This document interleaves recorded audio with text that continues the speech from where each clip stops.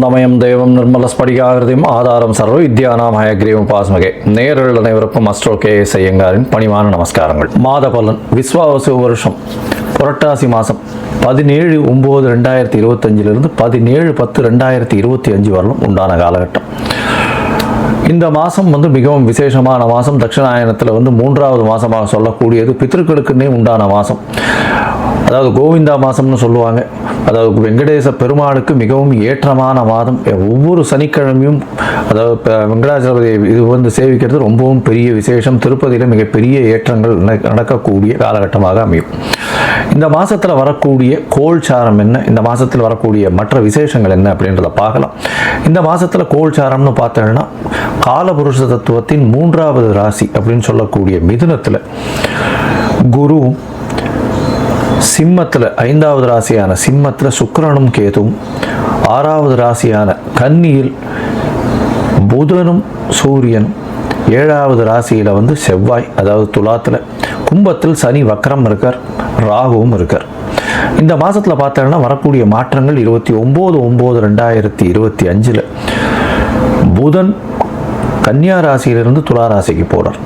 8/10/2025 அப்போ வாக்கிய பஞ்சாங்கம் பிரகாரம் புனர்பூசம் 3ஆம் பாதத்திலிருந்து குரு 4ஆம் பாதத்துக்கு கடக ராசியில் போய் அதிசாரமாகி உச்சம் பெறுறார். இந்த குருவினுடைய அதிசாரம் தனியாக வீடியோ போடுறேன், அதை பாருங்க. ஒரு ராசிக்கும் எப்படி இருக்கும்ன்றது தனியாக போடுறேன். ஏன்னா இது வருஷ கிரகம். கிட்டத்தட்ட ஒரு 4 மாதத்துக்கு மேலே 4-5 மாதத்துக்கு மேலே குரு அங்கே இருக்க போகிறார். ஏன்னா வக்கரகதியும் அடைகிறார். ஒரு 2 மாதம் கழித்து வக்கரகதி அடைகிறார். அதுக்கப்புறம் மிதுனத்துக்கு போகிறார். மிதுனத்தில் வக்கரகதியிலேருந்து திரும்பியும் அவர் இதுவாகி பிப்ரவரி வரணும். இந்த வக்கரகதியிலேருந்து வக்கர நிவர்த்தி பிப்ரவரி மார்ச்சில் தான் வரும். சரி, இந்த மாதத்தில் சுக்கிரனுடைய மாறுதல் சிம்மத்திலிருந்து கன்னிக்கு வரார் 10/10/2025 அப்போ. இந்த மாறுதல்களோடு இந்த மாதம் நடக்கிறது. இந்த மாதத்தில் வரக்கூடிய விசேஷ நாள் அப்படின்னு சொல்லும் பொழுது 21ஆம் தேதி மகாலய அமாவாசை, அதாவது பித்ருக்களுக்கு தர்ப்பணம் கொடுக்க வேண்டிய நாள். அதாவது தை அமாவாசை, மாலை அமாவாசை, ஆடி அமாவாசை இதெல்லாம் ரொம்பவுமே பிரசித்தி பெற்றது. இந்த அமாவாசைகளில் நிச்சயமாக பித்ருக்களுக்கு உண்டான அதாவது கர்மங்களை செய்யக்கூடியதும் அதுக்கு இப்போ உண்டான கோவில்களுக்கு சென்று வருவதும் மிகவும் முக்கியம். அன்றைக்கி பித்ருக்களுக்கு உண்டான விஷயங்களை மட்டும்தான் செய்ய வேண்டும். புதுசாக ஆரம்பிக்கிறோம், ஏதாவது ஒரு வியாபாரம் ஆரம்பிக்கிறது, படிப்பு ஆரம்பிக்கிறது, அந்த மாதிரி எல்லாம் பண்ணக்கூடாது. அன்றைக்கி பித்ருக்களுக்குன்னு சொல்லக்கூடிய நாட்கள். அதனால் அதற்குண்டான விஷயங்களை மட்டும்தான் செய்ய வேண்டும். அதாவது சாப்பாடு தானம் கொடுக்கலாம். ஏழை எளியவர்களுக்கு அன்னதானம் கொடுக்கறது ரொம்பவும் விசேஷம். இந்த மாதத்தில் பார்த்தாலேயா நவராத்திரி வருது. பெரிய விசேஷமான ஒரு, அதாவது இந்தியாவில் மிகவும் பிரசித்தி பெற்ற 9 நாட்கள் 9 அதாவது பெண் தெய்வத்தை வைத்து அதாவது வணங்கக்கூடிய காலகட்டம். ஒரு 9 நாட்களும் சரி மிகவும் ஏற்றமான காலம். முதல் 3 நாட்கள் பார்வதிக்கும், அடுத்த 3 நாட்கள் லக்ஷ்மிக்கும், அடுத்த 3 நாட்கள் சரஸ்வதிக்கும், 9 நாட்கள் மிகவும் ஏற்றமான காலம். கடைசி 9வது நாள் சரஸ்வதி பூஜை, அதாவது ஆயுத பூஜை இதெல்லாம் வரும். அது அதாவது 1/10/2025 அன்னைக்கு சரஸ்வதி பூஜை, ஆயுத பூஜை சொல்லுவாங்க. விஜயதசமி எல்லாவற்றிலும் வெற்றி கிடைக்கக்கூடிய நாள் அப்படின்னு சொல்லக்கூடியது. அன்னைக்கு புதிதான விஷயங்களை ஆரம்பிப்பது ரொம்பவும் நல்லது. அந்த வெற்றி கிடைக்கக்கூடிய நாள் 2/10/2025 புதுசாக எந்த ஒரு விஷயத்தையும் தொடங்கிறதுக்கு ஆரம்பிக்கிறதுக்கு ஏற்ற நாள். இதை தவிர பார்த்தாலேயானால் 2/10 அன்னைக்கு அக்டோபர் 2 சொல்லக்கூடியது காந்தி ஜெயந்தி, நம்மளுடைய தேசப்பிதாவினுடைய அதாவது பிறந்த தினமாக சொல்லக்கூடியது காந்தி ஜெயந்தி. ஸோ அதனால் அதுவும் ரொம்ப விசேஷம். தேசத்திற்காக பாடுபட்டவர், தேசத்தின் சுதந்திரத்திற்காக பாடுபட்டவர். இந்த மாதத்தில் பார்த்தாலேயானால் மேஷம் முதல் மீனம் வரை ஒரு ராசிக்கா என்ன மாதிரியான ஏற்றங்கள், என்னென்ன விசேஷங்கள், மாற்றங்கள் இருக்குது அப்படின்றத பார்ப்போம். அதற்கு முன்னாடி என்னுடைய மொபைல் நம்பர் கீழே ஸ்க்ராலிங்கில் வந்துட்டுருக்கோம். உங்களுக்கு அஸ்ட்ராலஜிக்கல் கன்சல்ட் தேவைப்பட்டதுன்னா எனக்கு ஃபோன் பண்ணுங்க. உங்களுடைய date, time, place of birth, உங்களுடைய பெயர், தாய் தகப்பனார் பெயர், இது வரணும் நீங்கள் அனுப்புங்க.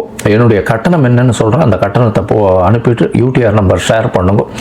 உங்களுக்கு முதல்ல உங்களுடைய ஜாதகத்தை PDF போடுறேன். அதில் சந்தி இருக்கான்றதை பார்க்குறேன்.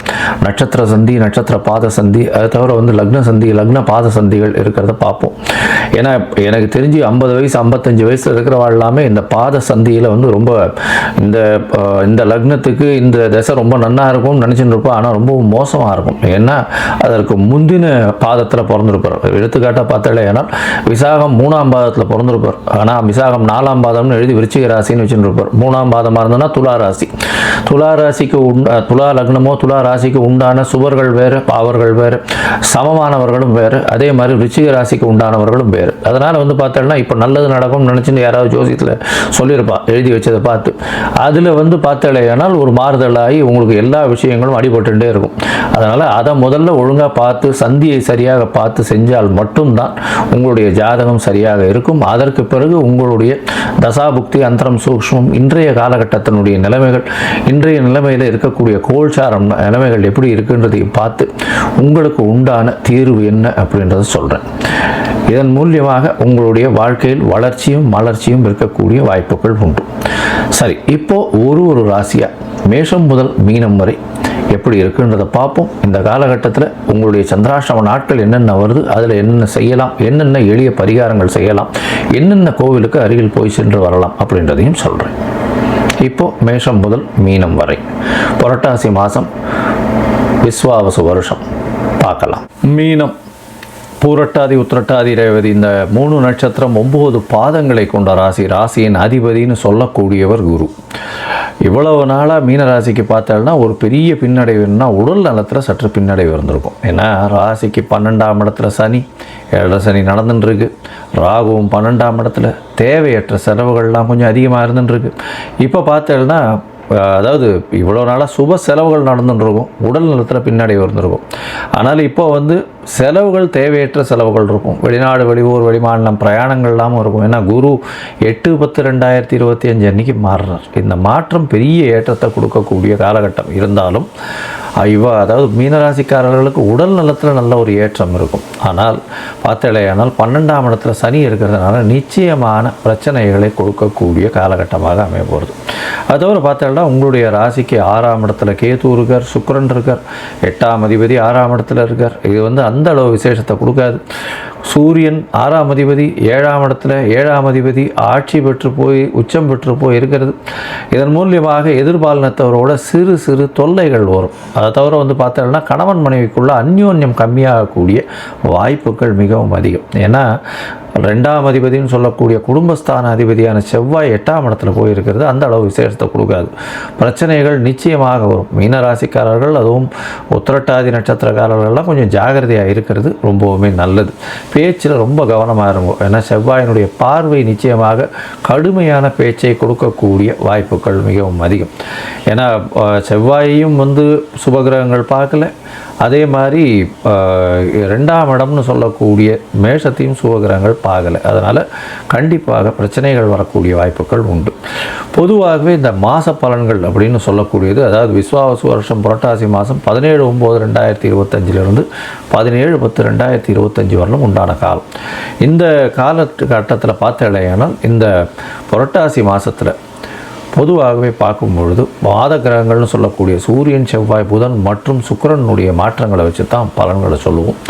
சூரியன் உங்களுடைய ராசிக்கு 6ஆம் அதிபதி. 6ஆம் அதிபதி சப்தமத்தில் போய் நிற்கிறார். எப்போவுமே 6, 7, 8 சேர்ந்து சப்தமத்தில் போய் இருக்கிறதெல்லாம் அந்த அளவு விசேஷத்தை கொடுக்காது. அதுவும் சூரியன் 7ஆம் இடத்துல போய் நிற்கிறார் அப்படின்னா கடன் தொல்லை, வம்பு, வழக்கு இது எல்லாமே வந்து சேரும். பார்ட்னர்ஷிப் வியாபாரத்தில் சொல்ல முடியாத பிரச்சனைகள் வரக்கூடிய வாய்ப்பு. கூட்டாளிகளை நம்பாதீங்க, ஜாகிரதையாக இருங்கோ, பொறுமையாக இருங்கோ. எந்த ஒரு டெசிஷனும் இந்த காலகட்டத்தில் எடுக்க வேண்டாம். தேவையில்லாமல் இன்வெஸ்ட்மெண்ட்டு கொஞ்சம் போட்டுறாதீங்க. பொறுமையாக இருக்கிறது ரொம்பவும் நல்லது.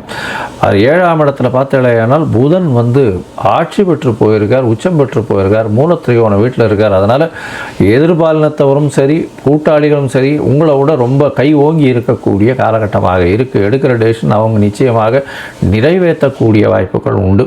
29ஆம் தேதி 29/9/2025 அன்னைக்கு வந்து பார்த்தோம்னா புதன் 7ஆம் இடத்துலேருந்து அகெயின் 8ஆம் இடத்துல மறைவு ஸ்தானத்துக்கு போகிறது. ஸோ அதுவும் வந்து அந்த அளவுக்கு விசேஷம் கிடையாது.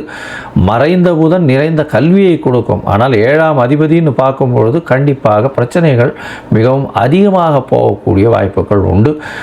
கணவன் மனைவிக்குள்ள அந்யோன்யம் குறையும். ஒருத்தருக்கு ஒருத்தர் வந்து விட்டு பிரிந்து இருக்கக்கூடிய வாய்ப்புகள் மிகவும் அதிகம். வீட்டை விட்டு நாட்டை விட்டு பிரிந்து வெளியில் போகக்கூடிய வாய்ப்புகள் நிச்சயமாக இருக்கும். மொத்தத்தில் பார்க்கும்பொழுது பார்த்தலையானால் இந்த மீனராசிக்காரர்களுக்கு ஒரு குருவினுடைய மாற்றம் நல்ல ஏற்றம் கிடைக்கும். குருவினுடைய மாற்றம் பார்த்தோம்னா உங்களுடைய ராசியை பார்க்குறது பெரிய ஏற்றம், உடல் நலத்தில் ஒரு நல்ல ஏற்றம் இருக்கும். அது 8/10/2025 நடக்கும். ஆனால் இந்த மாதத்து கிரகங்கள்னு சொல்லக்கூடிய சூரியன் 6ஆம் அதிபதி 7ஆம் இடத்துல போய் இருக்கிறது அந்தளவு விசேஷம் இல்லை. கூட்டாளிகளால் நிச்சயமாக தொல்லை. புதிய முயற்சிகள் பார்ட்னர்ஷிப் பிஸ்னஸில் எடுக்காதீங்க, ஜாகிரதையாக இருங்கோ. பேச்சில் கொஞ்சம் கடுமை இருக்கக்கூடிய வாய்ப்புகள் உண்டு. அதை தவிர பார்த்தீங்கன்னா இந்த மாதத்தினுடைய கடைசியில், அதாவது 10/10/2025 இந்த இவருடைய அதாவது சுக்கிரனுடைய மாறுதல் இருக்கும். அவர் 8ஆம் அதிபதி 6ஆம் இடத்துல இருக்கார், 7ஆம் இடத்துல நீச்சப்பட்டு போகிறார். 8ஆம் அதிபதி நீச்சப்பட்டு போகிறதும் 7ஆம் அதிபதியோட பரிவர்த்தனை ஆகுது, இதெல்லாம் நல்ல விசேஷம் கிடையாது. பொறுமையாக இருக்கிறது ரொம்பவும் நல்லது. பேச்சில் குடும்பத்தில் சலசலப்புகள் அதிகமாக இருக்கும். கணவன் மனைவிக்குள்ள அந்யோன்யம் இல்லாமல் இருக்கும். உங்களுக்கு வெளிநாடு போகக்கூடிய, வெளியூர் போகக்கூடிய பாக்கியங்கள் வந்ததே ஆனால் கண்டிப்பாக போங்க. இல்லைன்னா வீட்டில் சேர்ந்து இருந்தீங்கன்னா கண்டிப்பான பிரச்சனைகள் இந்த மாதம் வரும். பொறுமையாக இருக்கிறது ரொம்பவும் நல்லது. புதிய கடன் வாங்கக்கூடிய வாய்ப்பு வரும், இருந்தாலும் பொறுமையாக இருக்கிறது நல்லது. தேவையற்ற செலவுகளும் வரும். இந்த காலகட்டத்தில் பார்த்தோம்னா உங்களுடைய முயற்சிகளும் சற்று பின்னடைவு ஏற்படும். சில நாட்கள் முயற்சியை எடுக்க வேண்டாம்னு சொல்லுவோம், அது சந்திராஷ்டம நாட்கள்னு சொல்லுவோம். இந்த சந்திராஷ்டம நாட்களில் புதிய முயற்சி வேண்டாம், வெளியூர் வெளிமாநில பிரயாணம் போக வேண்டாம்னு சொல்லுவோம். ஒருவேளை போக வேண்டி வந்ததே ஆனால் சந்திரனுக்கு உண்டான எளிய பரிகாரம் அப்படின்னு சொல்லக்கூடியது, குளத்தில் அருகில் இருக்கக்கூடிய ஒரு குளத்துலேருந்து அல்லிப்பூ கொண்டு போய் சிவன் கோவிலில் கொடுத்துட்டு போவோம். சந்திராஷ்டமத்தின் தாக்கம் குறையும். சரி, இந்த சந்திராஷ்டமம் எந்தெந்த நாளைக்கு வருது உங்களுக்கு அப்படின்னு பார்த்தேன்னா 23/9/2025 26/9/2025 வரலும் உண்டான நாட்கள் சந்திராஷ்டம நாட்கள். இதில் புதுசாக முயற்சிகள்லாம் எடுக்காதீங்க, பொறுமையாக இருக்கும்.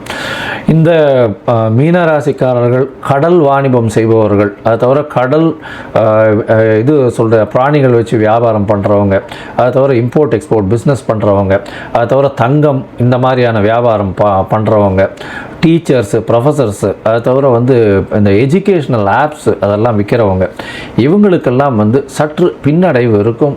இந்த காலகட்டத்தில் கொஞ்சம் ஜாகிரதையாக இருக்கும். அடிஷ்னலாக இன்வெஸ்ட்மெண்ட்டு போட வேண்டியிருக்கும். கல்வி கூடங்கள் நடத்துகிறவங்க, இவங்களுக்கெல்லாம் கொஞ்சம் தொல்லைகள் இருக்கக்கூடிய வாய்ப்பு உண்டு.